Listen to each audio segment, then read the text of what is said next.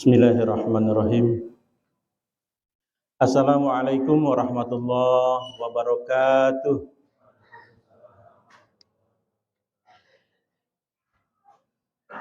Innal hamdalillah wassalatu wassalamu ala Rasulillah Muhammad ibn Abdillah. Asyhadu an la ilaha illallah wa asyhadu anna Muhammadan abduhu wa rasuluh. Allahumma shalli ala sayyidina Muhammad wa ala ali Muhammad amma ba'd. Bapak, ibu-ibu, adik-adik sekalian,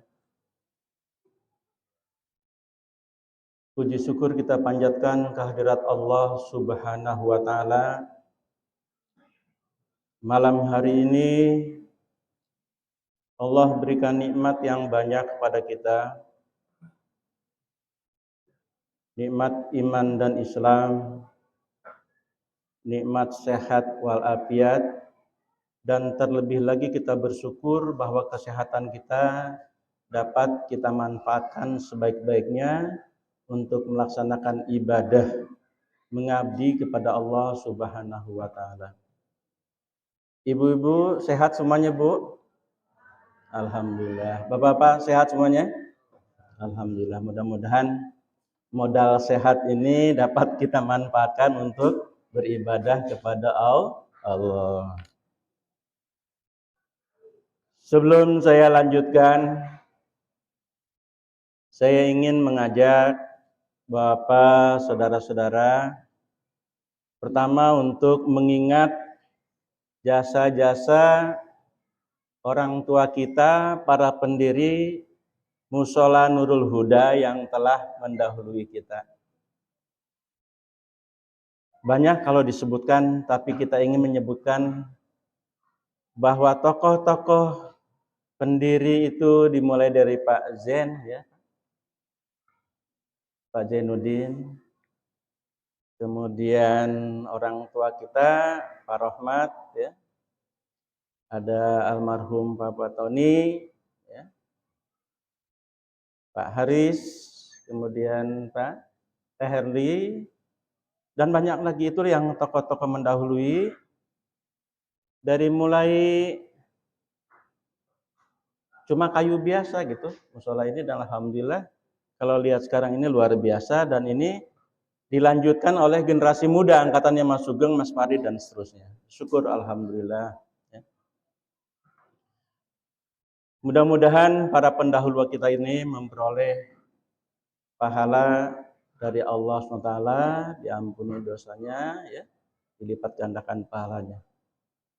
Yang kedua, saya ingin mengajak kepada Bapak dan Ibu untuk mendoakan siapa saja saudara kita yang saat ini terbaring sakit. Mudah-mudahan Allah angkat penyakitnya, sehat, dan bisa melaksanakan ibadah puasa tahun 1444 Hijriah ini. Saya diberi judul itu Marhaban ya Ramadan. Marhaban itu selamat datang, artinya welcome, ya, welcome. Kita diminta untuk menyambut dengan gembira Ramadan ini. Maka di beberapa tempat, di berbagai daerah dengan berbagai variannya, itu mengadakan acara tarhib Ramadan seperti yang kita laksanakan kemarin, ya. Ibu-ibu itu luar biasa, ya, di luar dugaan panitia, ya. Panitia menggambarkan hanya ingin makan nasi liwet di daun pisang. Tapi yang terjadi Masya Allah luar biasa. Hidangan jamuan bertubi-tubi bantuan dari Bapak dan Ibu. Alhamdulillah. Alhamdulillah. Ini luar biasa. Ini saya sebut betapa warga kita ini antusias, gembira menghadapi bulan Ramadan. Banyak hadis yang menyebutkan, ya, banyak riwayat yang menyampaikan bahwa siapa saja yang merasa gembira dengan kehadiran Ramadan, insya Allah akan memperoleh kebaikan-kebaikan yang banyak. Ada beberapa hal untuk menghadapi Ramadan ini yang harus kita persiapkan bersama-sama. Yang pertama, sejak malam ini mari kita sama-sama menjaga kesehatan kita. Jaga kesehatan supaya kita dapat melaksanakan ibadah Ramadan secara maksimal tahun ini. Barangkali yang tahun lalu ada yang sakit dan segala macam. Nah, mudah-mudahan tahun ini kita dapat melaksanakan full, kecuali ibu-ibu ya. Pasti ada halangannya ya. Itu namanya halangan syar'i, tidak menjadi apa-apa. Tapi kita yang laki-laki harus siap siaga dengan kekuatan fisik yang prima untuk menghadapi puasa ini. Pak, saya itu kalau puasa itu takut takut lambung gitu ya. Banyak itu yang beralasan, saya nggak puasa Pak. Ustaz, saya nggak kuat puasa karena lambung. Percayalah, yakin seluruh perintah Allah, seluruh syariat Allah tidak ada yang mencelakakan orang. Kalau ada yang masih frame pemikirannya, masih ada pikirannya yang mengatakan bahwa puasa itu menyulitkan, mulai dari sekarang berniat dengan kuat, insya Allah tubuh kita menjadi kuat. Kita adalah apa yang kita pikirkan. Kalau kita berkata sehat, maka sehatlah kita insya Allah. Ya. Nah, niat itulah ya yang menjadi kekuatan kita semua. Berikutnya, selain menjaga kesehatan, jaga perasaan. Nah, ini yang kadang-kadang kita kurang bisa menjaga perasaan. Perasaan misalnya kalau di bulan-bulan biasa kita itu mudah tersinggung, mudah marah. Dengan puasa diharapkan bisa mengerem, mengendalikan emosi yang sesungguhnya tidak perlu. Puasa itu antara lain menahan emosi, marah, dan segala macam. Dan pada kesempatan yang baik ini, karena kita akan menghadapi suatu ibadah yang membutuhkan kesucian batin, kebersihan hati, mulai saat ini kita harus saling memaafkan di antara kita, saling mendoakan di antara kita. Bapak-bapak, ibu-ibu yang masih ada ganjelan perasaan dengan siapapun juga, dengan keluarga, dengan tetangga, malam ini kita selesaikan secara baik. Kalau salah Bu, saya mohon maaf, tempo hari punya salah ya Bu. Kemudian yang dimintakan maaf harus segera memaafkan. Ya. Dalam suatu riwayat, pernah Nabi didatangi seorang sahabat. Sahabat ini bilang, ya Rasul, saya ini heran. Kenapa? Kata Rasul. Saya ada tetangga, saya sudah berbuat baik, tapi dia selalu saja jahat kepada saya. Saya selalu menegur dia, tapi dia tidak menegur. Ada beberapa hal yang semuanya saya berbuat baik dan dia selalu berbuat tidak baik kepada saya.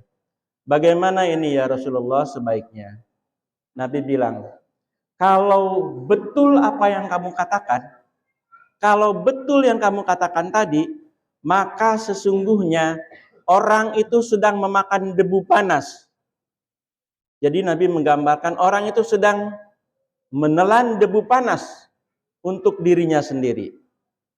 Artinya bahwa orang itu sedang mencelakai dirinya sendiri. Oleh karena itu, yang terbaik di antara kita adalah yang meminta maaf dan yang memaafkan. Bahkan kalau perintahnya dalam Al-Quran, memaafkan. Dan memaafkannya itu harus betul-betul tulus. Jadi tidak boleh kalau kita ada orang meminta maaf, Ustaz saya minta maaf, kemarin tuh saya punya salah sekali. Ya saya maafkan. Tapi kita nggak nengok gitu. Nah ini dianggap tidak bersih. pemberian maaf. Nah, oleh karena itu kita harus memberi maaf dengan sebaik-baiknya. Dan yang paling sulit ternyata memberi maaf itu kepada orang terdekat. Suami dengan istri banyak sekarang ini kalau kita lihat sulit untuk bisa akur kembali yang sudah punya masalah. Padahal sesungguhnya yang terbaik adalah orang-orang yang merasa salah dan kemudian segera memperbaiki. Jadi bulan ini diharapkan kita semua dapat menahan emosi kita, dapat mengendalikan emosi kita. Pun anak-anak ya semuanya, anak-anak yang masih sekolah, ingatlah bahwa ayah ibumu sedang berpuasa. Jadi jangan membuat hal-hal yang kira-kira menjengkelkan ya. Ibumu itu orang yang luar biasa. Tidurnya paling akhir ya Bu ya, bangunnya paling awal. Bapak-bapak juga harus ngerti nih ya, bantu para istri itu ala kadar apa yang bisa dibantu. Dengan demikian barangkali harmonisasi keluarga akan terasa di bulan Ramadan ini. Ibu asal tahu saja ya, Nabi Muhammad, Nabi yang kita puja-puja itu, yang kita puji-puji itu Nabi yang sangat romantis sama istrinya. Jangan dikira, Rasul itu romantis sekali orangnya. Dia selalu membantu pekerjaan istrinya. Dia panglima perang, tapi kalau sudah di rumah, saya adalah seorang ayah. Jadi luar biasa. Jangan bayangkan bahwa Rasul itu orang yang kaku. Tidak. Rasulullah pujaan kita itu orang yang romantis. Siti Aisyah mengumpulkan sejumlah hal yang menggambarkan rasanya tidak mungkin Rasul berbuat itu, tapi ternyata Rasul Muhammad SAW adalah orang yang luar biasa, cintanya kepada keluarga di atas cinta segala-galanya. Ya, Nabi kita seperti itu, sangat baik kepada istrinya. Kemudian daripada itu di bulan Ramadan ini, mari kita sama-sama memperbanyak istighfar. Mohon ampun kepada Allah. Ini orang menyebutkan bulan yang penuh dengan ampunan, penuh kasih sayang. Selayaknya kita memohon ampun. Dan ini yang disebut dalam hadis, akan datang suatu saat, suatu bulan di mana seluruh doa-doa dikabulkan, permintaan dipenuhi, dosa-dosa diampuni. Ini saatnya. Jadi oleh karena itu, Bapak Ibu nih, coba mulai malam ini spesifik kalau berdoa. Anak-anak, kalau meminta apa-apa secara khusus, ya Allah, jadikan anak saya yang sedang menghadapi ujian ini menjadi anak yang cerdas, memperoleh kemudahan dalam ujian. Spesifik kalimatnya. Meminta secara khusus pun kepada anak-anak. Ya Allah, Allahumma yasir lana fi umurana wa la tu'asir alaina. Ya Allah, berikan kemudahan kepada saya untuk dapat melaksanakan tugas-tugas yang saya hadapi ini. Secara khusus, secara fokus minta. Insya Allah, Allah mudahkan. Apa yang dipandang sulit oleh manusia, bagi Allah hal yang ringan. Bapak-bapak yang masih bertugas saat ini, menghadapi rintangan yang luar biasa, bermohon kepada Allah pada bulan baik sekarang ini. Pada bulan Ramadan yang insya Allah kita mulai besok. Kemudian daripada itu saya bersama-sama dengan DKM meminta untuk kita semua dapat memakmurkan Mushola Nurul Huda ini dengan penuh kegembiraan. Jadi mudah-mudahan tidak terjadi senda gurau yang biasa kita bilang. Gimana keadaan tarawih di Nurul Huda? Pertanyaan ini diajukan pada malam ke-14. Alhamdulillah maju. Syukur kalau begitu. Sudah bukan, sabnya yang makin maju. Kemarin mah ada 4, ada 5, sekarang tinggal 3. Itu pun cuma 2 tambah setengah. Itu terjadi di sana, di Parung, di Bojong Sempu, ya. Kalau di kita mah insya Allah semuanya dari awal sampai akhir akan penuh sabnya. Amin ya robbal alamin. Pada bagian berikutnya saya ingin menyampaikan sehubungan dengan hal-hal yang harus kita tinggalkan, yakni perbuatan yang sia-sia, saya ingin menyampaikan terutama kepada adik-adik dan semuanya saja saya mengingatkan, karena sekarang musimnya musim medsos, media sosial. Bapak Ibu, saya ingatkan, sedapat-dapatnya kurangi menggunakan media sosial kalau tidak dibutuhkan. Kurangi, bahkan hentikan. Kecuali hal-hal yang memang dianggap perlu, misalnya informasi yang berkait dengan kegiatan mushola dan seterusnya. Kenapa demikian? Pertama, kita harus pastikan bahwa apa yang kita posting itu adalah hal yang bermanfaat. Kalau terpaksa, hanya hal-hal yang bermanfaat. Kemudian biasakan saring sebelum sharing. Jadi jangan baru terima, belum dicek apa-apa, sudah kita sebarkan ke tempat yang lain. Yang berikutnya, ini berkait dengan ayat dan hadis yang disampaikan yang berkait dengan berkata-kata baik atau diam. Kul khairon auliyasmut. Kamu berkata baik atau diam sama sekali. Kamu posting yang baik-baik atau tidak sama sekali. Sebetulnya begitu. Jangan kirim itu WA yang belum jelas. Karena berikutnya ada ayat mengatakan wala taqulu lima taf'alun. Jangan engkau katakan apa-apa yang engkau tidak lakukan. Umpamanya begini, Ibu. Saya tidak menyebut misalnya soal tahajud. Saya umpamakan beginilah.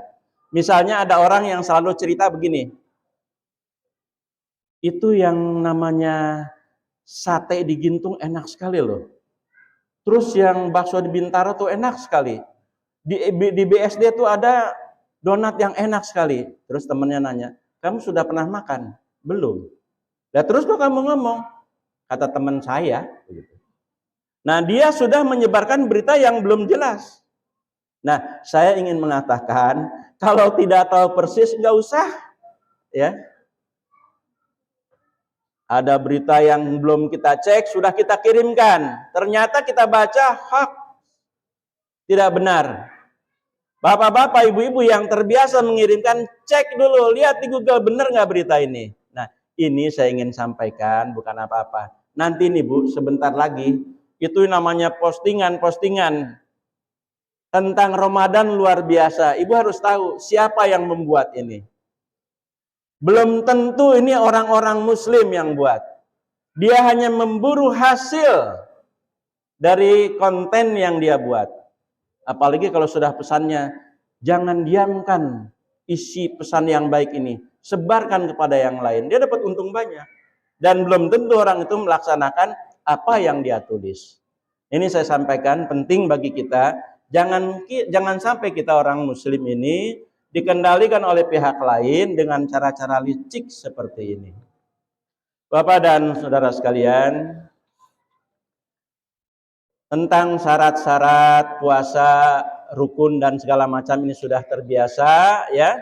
Kita mungkin sudah dari tahun ke tahun, tapi sekedar mengingatkan saja. Kalau rukunnya itu kita niat ya. Nanti biasanya setelah kita tarawih, kita berniat. Ada yang bertanya, niat nih gimana? Harus disebutkan apa cukup dalam hati? Kalau bisa dalam hati, enggak apa-apa dalam hati. Ustaz, kalau saya nggak bisa dalam hati itu, suka nggak mantep, boleh digunakan dengan lisan ya, boleh, enggak apa-apa. Ada lagi bertanya, apakah harus tiap malam berniat itu? Boleh setiap malam, boleh juga hanya 1 bulan 1 kali. Yang baik sih 1 bulan kita baca, untuk 1 kali untuk 1 bulan kita baca, tapi setiap malam kita baca juga, kan enggak begitu berat ya Bu ya. Dan yang terakhir dari saya, Bapak dan Ibu sekalian, ada doa yang diajarkan oleh Rasulullah ketika waktu hilal masuk ya. Saya bacakan dan kita sama-sama. Bismillahirrahmanirrahim. Allahumma ahillahu alaina bil yumni wal iman wassalamah wal islam Rabbi wa rabbuka Allah. Intinya begini, isinya itu, ya Allah, jadikan hilal yang tadi dilihat, jadi jam 7 tadi sudah ada pengumuman hilal bahwa sudah masuk waktu awal Ramadan. Ini sudah ada, dan kita berharap dengan doa tadi, ini doa yang diajarkan oleh Rasul, berharap mudah-mudahan dengan masuknya bulan Ramadan ini kita memperoleh keberkahan yang banyak, keimanan yang mantap, keselamatan dari awal Ramadan sampai akhir Ramadan dapat dilaksanakan dengan sebaik-baiknya. Demikian dari saya, mudah-mudahan yang sedikit ini ada manfaatnya, dan kita berharap kepada Allah sekali lagi kiranya Ramadan tahun ini dapat kita jadikan untuk menimba amal yang sebanyak-banyaknya, memohon ampun yang sebanyak-banyaknya. Demikian, billahi taufiq wal hidayah. Wassalamualaikum warahmatullahi wabarakatuh.